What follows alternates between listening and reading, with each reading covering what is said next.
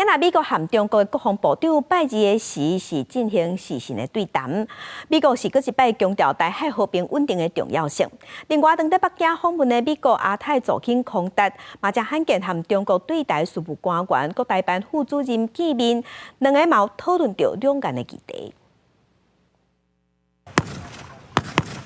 国军拍伫海堡顶面对海面射击，陆军东指部17早起伫台东市李家溪出海口进行实弹射击，以实战训练强化部队作战能力。因为中国继续用武力扰乱，美国国防部长奥斯汀甲中国国防部长当军计18个月伫美国时间拜二进行视讯对谈时，奥斯汀也甲焦点放伫台海问题。The Secretary reiterated that the United States remains committed to our long-standing One China policy, which is guided by the Taiwan Relations Act, the 3 U.S.-China joint communiques, and the 6 assurances,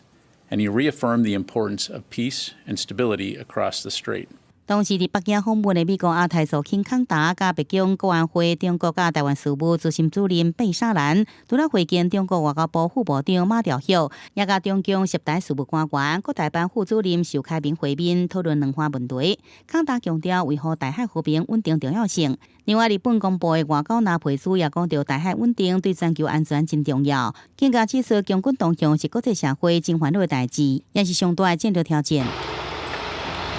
另外一边，美国甲菲律宾正伫进行2礼拜建盾联合军演。这回美国陆军新型的陆基飞弹发射系统也加入，部署伫菲律宾卢松岛北部，是头一摆伫第1多年来出现。